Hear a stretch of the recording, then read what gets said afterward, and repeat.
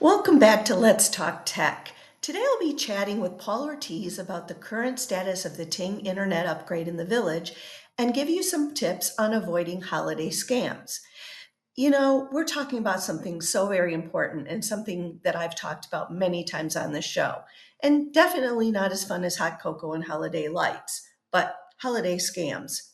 Scammers don't take time off. In fact, I'm pretty sure they work harder than Santa's elves at this time of the year. But sadly, seniors are targeted the most. So let's walk through some of the biggest scams happening right now and how you can avoid them with confidence. First, fake shopping deals. You've seen them, a brand new tablet for $29, designer shoes for the price of a sandwich. If the deal sounds impossible, it probably is. And here's a tip: only shop through trustworthy websites. Don't click mysterious ads, and remember, if it looks too good to be true, that's because it is too good to be true. The other one, which I've talked about many times, is the grandchild in trouble call. This one breaks my heart every time. Scammers pretend to be a grandchild stranded in an airport or stuck in another country. They use emotional pressure because they know that we care. So, tip: hang up immediately. Remember, hang up. I did many shows where I talked about just hanging up. Call the real family member directly. Caller ID can be faked, so always verify before you react. AI tools are even making this more challenging because they can actually sound just like your grandchild. So, again, call a trusted family member to verify before you do anything. Fake charity requests. During the holidays, people get generous, and scammers try to take advantage of that generosity too. Never donate through a link sent by an email or a text. Look up the charity yourself. If they're real, you'll find them easily. And travel scams. I travel all the time. So the free Christmas cruise email. Spoiler: the only free cruise you're getting is the one on a pool float. So, tip: book travel through reputable companies.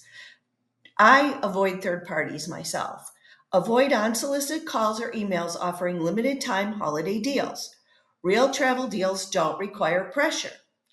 Gift card payment scams. If someone asks you to pay for anything using a gift card, a bill, a fee, a ticket, a problem, it's a scam every single time. Gift cards are for gifts, not payments. Hang up immediately. Package delivery scams. You might get a text saying your package can't be delivered unless you click a link. That link, not from UPS, not from FedEx, not from Amazon. Tip: don't click. Check your real account instead. If there's a problem, the company will show it there. So the holidays should be joyful, not stressful, and definitely not an opportunity for scammers. So take your time, trust your instincts, and if something feels off, pause and verify. And share this with someone you love because 'tis the season for connection, not scams. Your face tells a story. Is it telling the one that reflects your vitality, youth, and energy? At Orange County Plastic Surgery, Dr. Yuris Bunkus and Dr. Deborah Ekstrom bring a combined 80 years of expertise to your cosmetic consultation. We offer a full array of procedures for every need and budget, with financing options available to put your plan within reach. Located in Newport Beach, make an appointment so you can put your face forward with confidence. See how and more at ocps.com.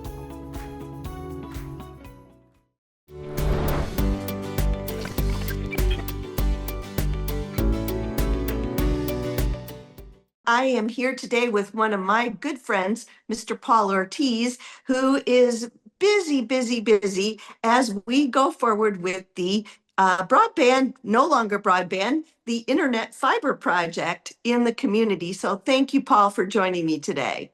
Well, thank you so much for having me, and it's great to see you again.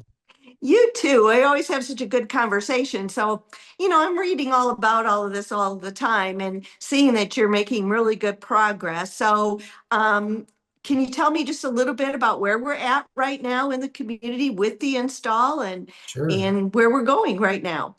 Well, we've only been really on the construction side of it for a little over 40 plus days now, business days. So September 22nd, we actually started over there behind Temple Judea and Avenida Carmel, and we are heading down that towards Gate 3.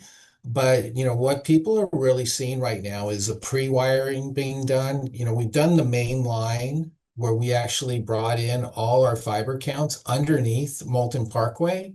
And that actually went pretty well. We had to close, as you can imagine, Molten Parkway is a pretty busy street. We had to close down half of Molten Parkway. Wow. And so we could pull all of our fiber from the broadband Campo Verde underneath the street of Molten Parkway and then, get into the community. So once we basically have our main artery into that side of the community, then we just start to fan out. And it's been going pretty good. Residents are really seeing our crews. Usually it's four or five, and they're just on ladders on going to buildings, and they're trying to put all our fiber through our existing panduit is what we call it, or our raceway, and then Okay. start kind of just it's just like a spider web, right? So they're just going all around, and then people will see that there's white fiber actually coiled and wrapped and down, and they think like, well, what happened? These guys just left that there. Well, there's a whole process of we have people putting in vaults, we have people putting in the main fiber, and then we have people putting the pre-wire together, and they're just a team that keeps working ahead. And then, And they all wear vests and stuff, so they're very noticeable of what they're doing. So, yeah, we've been fortunate because Luck Grove and Hyper Networks have been really diligent about making sure that everyone is safe. We're all wearing, usually it's a greenish or a orange vest. And then even their vehicles, they leave their flashers on, they keep cones available. So it's just a matter of, notifying residents. All of a sudden you see people with ladders and and crawling around you're crawling outside. around or you're hearing footsteps on top of the roof, but we've been pretty good about noticing people. So we have a 60, 30, 21, 4, and then really knocking on your door. So when you get that 60-day notice from Luck Grove, it means like, we're going to be doing some pre-wire and you're going to see people working in the area. Ting's been really good. They have some really nice sandwich boards that we put up on the sidewalks, letting people know that, we're going to be working in their area, and it's a QR code. And you Oh, can just scan it and it'll give them all the information. And when, that's really it, is like just giving them enough information so they know that the pre-wiring is being done. And then once that's done, the installation will start happening and they'll actually be called and scheduled numerous times. okay. Yeah, I've been noticing that you're doing a great job of notification. I mean, you have a lot of the emails, the Friday Yeah. emails, all of those things. And even I just heard in November you had the Theater Guild has had Right. something for with it. So it's not that you're not there out letting everybody know. It's one of those things we always used to joke about notification, and you know how people wanted you to knock on their door to tell them something. Well, you're actually doing that. Yes, we are. And they're still looking at us like, what are you talking about? We've never even heard about this, which is, I feel bad for them because they feel like, we're intruding on them. But you will not find a community that has TV stations, magazines, newspapers, electronic media going out telling them as much as possible. And they all just go, oh, well, I'm busy and I'm this and I'm that. Well, we're trying to get them information out to them. And most of them have been pretty, welcoming of all the information we're providing, but a lot of them too are just whether they're just enjoying the community or traveling. It's like good for you, but we still have a lot of work to do in our community, and Right. here we are. Well, and that's always been the case, though. I Yeah, mean, there's always going to be a percentage that just have, I don't want to say living under a rock, but just they're busy and they're sure. not focused on what's happening in the community, and so they're missing it. But this is not an overnight process, so there is time. And also, I think that the having the ambassador program is such a good thing. And I know that the PC Club and the Mac Club are doing things about streaming, so everybody is working. I think as a concerted effort in the community over the years that I've been involved, this is probably one of the biggest. Everybody's meshed and working together to make sure that everything is covered as well as possibly can be covered in information wise. Yeah, oh, absolutely. The last build was in 1999, and that started in about 1995, and that's when they became a hybrid fiber coaxial cable plant. And that was before the internet. So it was a lot of knocking on doors. But yeah, now we have so many, things available to us. So, the ambassadors, like you mentioned, have been wonderful. They've been, at all of our events and well, not our events, Ting's events and, Ting. the Fiber Project together. And they've been doing a wonderful job. Gary Russell and all the representatives of the PC Club have been doing an incredible job of getting the word out and putting together a really good FAQ. If you all have questions, I think the PC Club has done an incredible job on their website. Yes. But, these are the really frequently asked questions that we keep getting. So he's done a really good job of making that concise. And even today, we were at the Mac Club from 10 to 12, and they had a really good turnout trying to, just talk about, the project. And really, the biggest thing that we're dealing with now is just what are their questions? Right, right. And And that's the that's biggest thing. the thing. You're not going to really, I mean, everybody has their own thing of what they understand, and their questions may all be different. I think what everybody also needs to keep in mind is that this is the future. This is a preparation for a long time future to make sure that technology is as good as we can get it today, and also future proofing it to a point. um, things working in technology, as you know, things change so rapidly every single day. Mhm. And so the fact that you're staying ahead of this is just really commendable. And I want to encourage people, if they're watching, to ask the questions. You welcome their questions. Nobody should sit back and just grumble or be worried about something. Just ask the questions. That's why all of this is being done. I think Ting's outreach, your outreach, everybody's outreach is there because we want the residents to feel comfortable with this and be able to enjoy. I mean, they're going to be so happy when this is in their home. Right. Yeah. And That it's just like anything else, if you did a remodel of a kitchen or a bathroom in your home, I mean, it is painful because it's construction, and this is construction. right.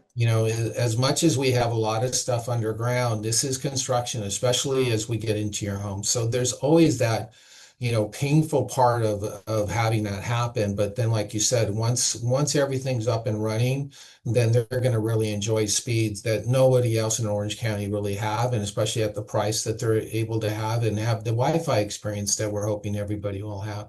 So it'll be well worth it.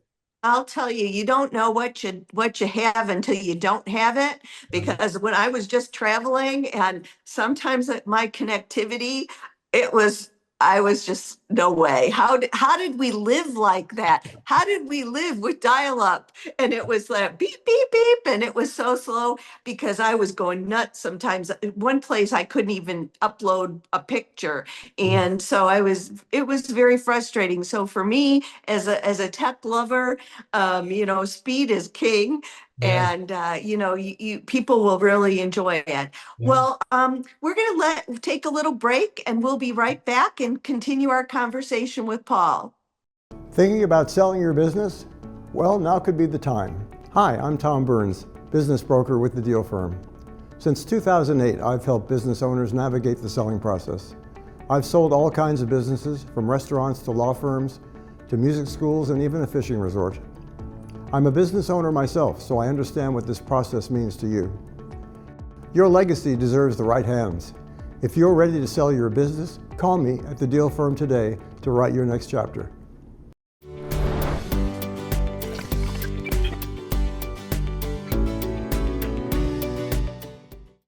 So we're back with Paula, and we're going to talk about the actual nuts and bolts of what we have going on here. So what can someone expect when they first get that notice and you schedule the time? Are they going to have any flexibility? As I recall, everything has to be uniform. So could you address that a little bit? Yeah, I'm glad you brought that up because a lot of people were expecting kind of a custom install where they're expecting us to like maybe put the equipment in the closet or put it out of the way somewhere. When we really have put together a standards for our installers, and the first priority is for us to go in the living room. And that's where a lot of the cable drop is anyway. So we just want to go into the existing cable drop or somewhere close to it. So the living room is really the first priority of the installer. So we put these standards together where it's okay, you're going to do the living room. Okay, you can't do the living room because of somebody's built an entire entertainment center on that wall or they have equipment or something in there. Hmm. Then we move to the adjacent bedroom and then we will put it in there. But the first priority is the living room. And then the third thing is like, oh, they want it here. Well, then now they have to call and get approval. So this is slowing down the process quite a bit. So we're really trying to get in the living room quite a bit. And honestly, during the beginning phases of this project, the installers were kind of just doing whatever they felt, what was easiest for them to get it done. And so you might have some people say, well, oh, well, they just did it here and did it here. Well, that's not the case anymore. We're very specific about it. Matter of fact, all those homes that were done early are going to be redone, and we're going to work on the exterior and even the interior if we have to. So the biggest thing is we're going to really want to put it in the living room and probably keep it, and you can see where the pre-wire is dropped, and it's going to be somewhere on that adjacent wall. So maybe keep that area clear if you're a resident. And then the second question we always get is like, well, how many devices will they connect for me? Well, Hmm. contractually, we're only asking them to connect two devices. Well, that means I can only have a phone and my TV. And I'm like, no, you can connect 100 if you once they've left. Right. So the biggest thing is, connecting those two devices, whatever you use the most, and then having your network name and password. So we've been Yes. encouraging them, like my network name can be your unit, 813Q, Hmm. easy. And you can make your password. And then once the installer leaves, you can always change that to whatever you want. But just to make the process a little quicker for the installers, because they have a lot of homes to do, Right. make the network name your unit. Password is password. And then once we get that all situated, then you'd be able to connect. And then you can have, if you can do it yourself, you can connect your other devices to your network. And you will really have two networks because you'll have West Coast Internet still, Hmm. and you'll Yeah. have the Ting network. So you would connect your other devices, especially your printer and your laptop or your computer. You want them to be on the same network because people have been calling us and say, see, now my printer doesn't work. Right. Right. We So need to so talk to let's each other. So that's a good point that you just mentioned.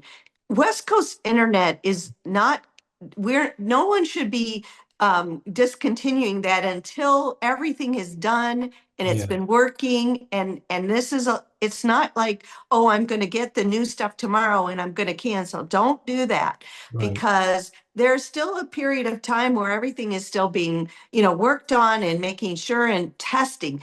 This is one thing that when you change things, you have to test their viability. So please, people, if you're listening, do not disconnect West Coast Internet until you're notified by right. DMS or whoever's going to notify, or Ting or whoever is going to do that notification. The other thing is, let's go back and talk a little bit about devices.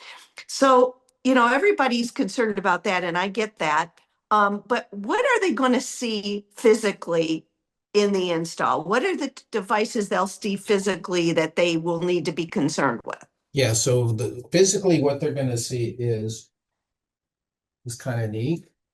Is this unit. This is Okay. actually called an ONT, and Okay. this is it's basically your cable modem.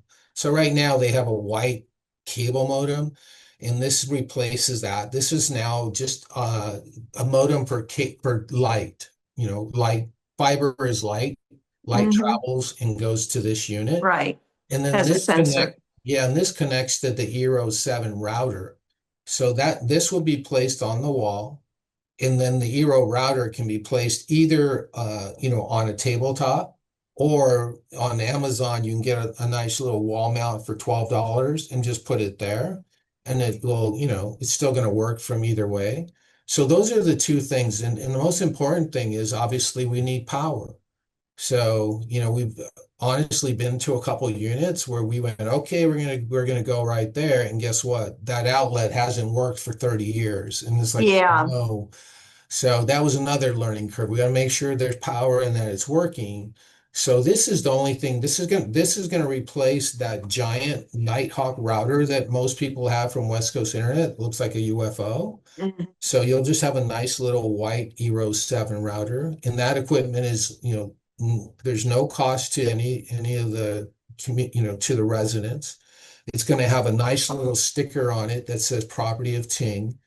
And then when you do decide to leave or sell your unit, it would stay just like your appliance or your Mhm. sink. And the next person would be able to use it once they authenticate and everything like that. So really, it's, much smaller, and, it's on the wall, and then it just has a couple of blinking lights here, and that's it. So Yeah, it's not very obtrusive at all. no, And the Eero thing is small and not it's not unattractive either. So you mentioned about going forward, like so now they've got that equipment set up and the person they've connected, let's say their TV and their phone.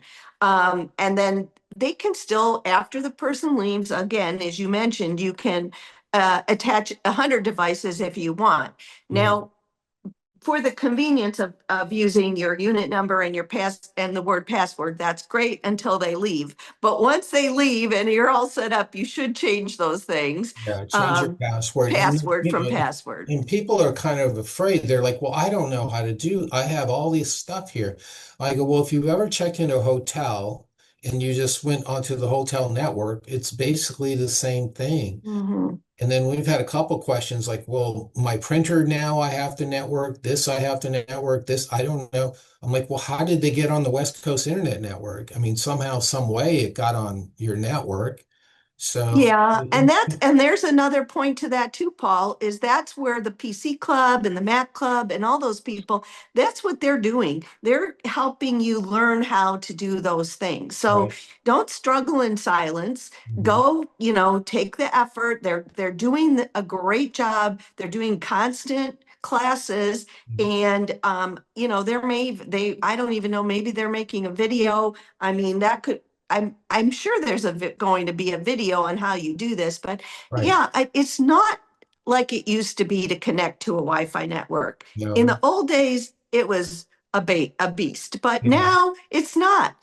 Everywhere you go, you see the network, you click it, it does its thing behind the scenes. You don't have to be that tech savvy. Right. And we So do have a couple of videos. We have a pre-wire video that Lupe does a wonderful job hosting and talks about, the guys on ladders and the work that they're doing. And then also, like you just mentioned, we also have an installation video. So it kind of gives you the experience of what would happen and how to download the Eero app and how to put in your username and authentication. So we have some videos. They're online on our YouTube channel.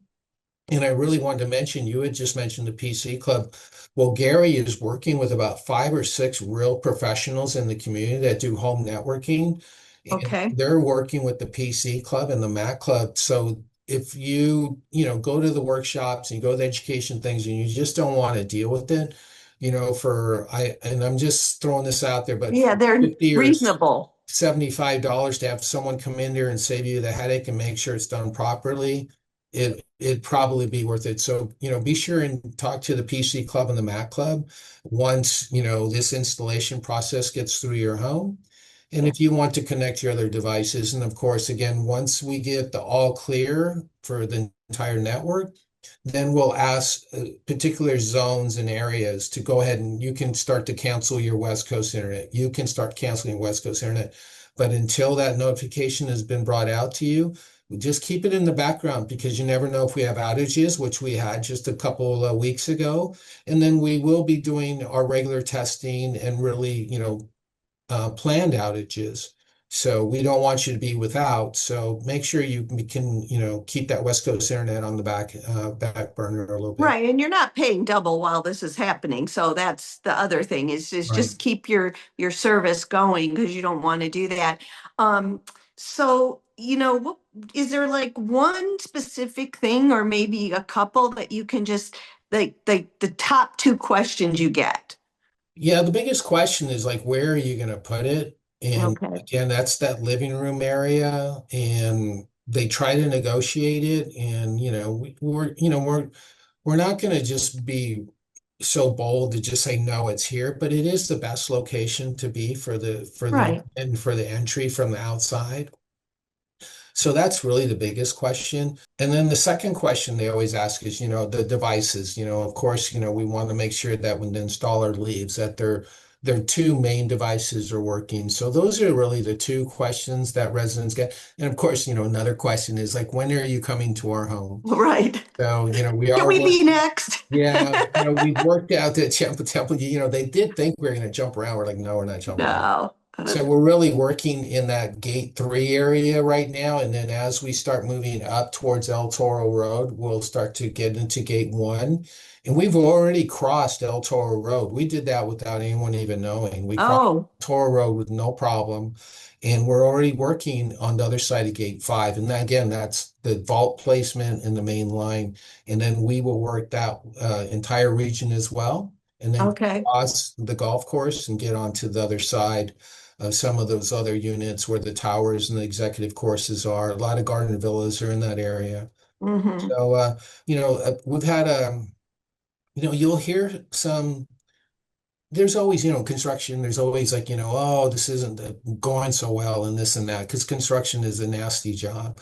But it But when takes time. yeah, it takes time and I would like to say that, we have well over 800 people that are now on the Ting internet.